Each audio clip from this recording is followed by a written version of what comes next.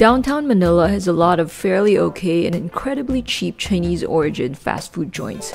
I checked out 3 of the supposed oldest joints in Binondo with my friend. She was the one who researched which places to go to. I just tagged along. None of these joints make any claims as to the authenticity of the Chinese fare they serve. Only people who do not live in Binondo hype them up as authentic Chinese Filipino food. If you don't go in with high expectations and remember their cheap fast food joints, you won't be disappointed. We went to Chuan on Ongpin Street first. It's an open-air canteen-style diner with a lunch counter.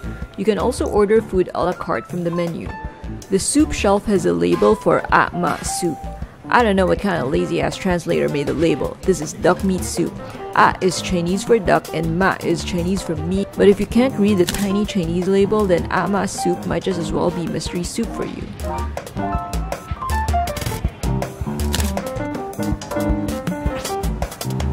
We got tofu, asado, salty rice, and kikiam. In Chinese, we call this gui geng. That's how the Filipino dish named kikiam came to be. Gui is Chinese for chicken and geng is roll. It's not made entirely of chicken though. It's like a mini mystery meatloaf roll type thing. Not a sausage. It's not preserved. This is asado, or what we call cha xiu in Chinese. Just some barbecued pork. Just pause the video if you want to scrutinize the menu. This is salty rice. Giam peng on the menu. Giam is Chinese for salty and peng is for rice. Near the exit, there's a poster saying that this joint is famous for soup number 5, which is bull's testicle soup. It's expensive compared to the rest of the entrees here, and I didn't have it in my agenda for that day to have balls in my mouth, so I skipped it.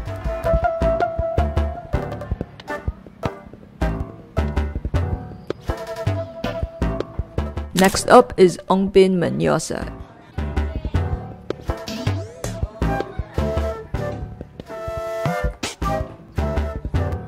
The typical Filipino way to prepare condiments is to add calamansi to everything. It's a small lime-like citrus fruit. This is some old school stuff. They stuck their cutlery in a steel cup with boiling water.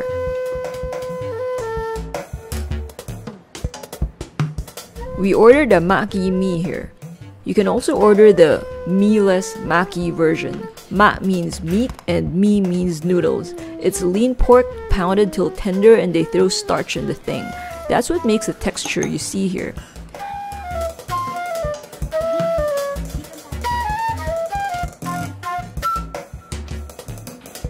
This is Filipino-style fast food siomai. There's usually less emphasis on the wrapper and more on making a filling chunk of dim sum. It's fairly large. Here I am squeezing some calamansi, the lime-like Philippine citrus, and the siomai, which is how we like to season dim sum in the Philippines.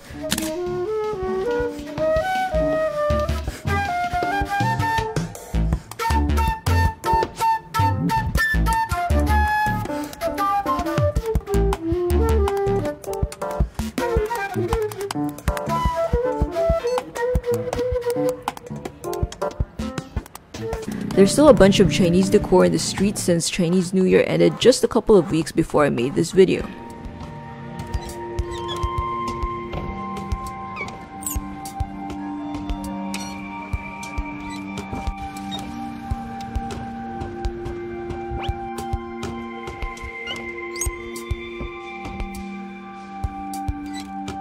The last joint is new Toho Food Center on Tomas Pinpin Street.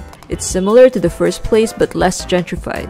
It's also an open-air diner. There isn't much of a big lunch counter, just some roasted meats in pans and hanging on rods.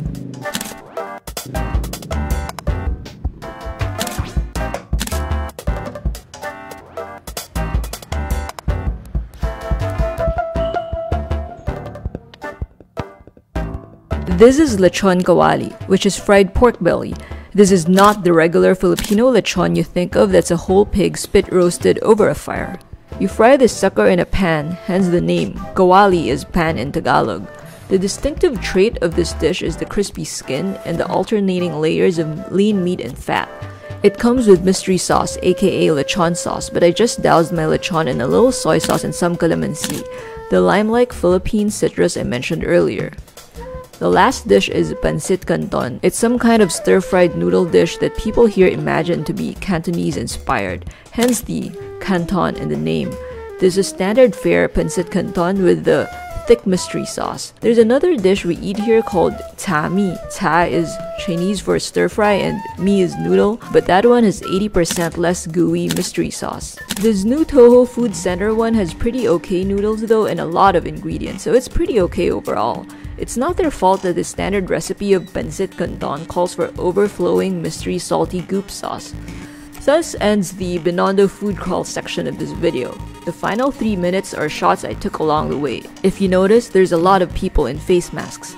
It's not because of the infamous Metro Manila air pollution. It's not even because of the overwhelming smell of piss and open sewers you inhale walking around downtown.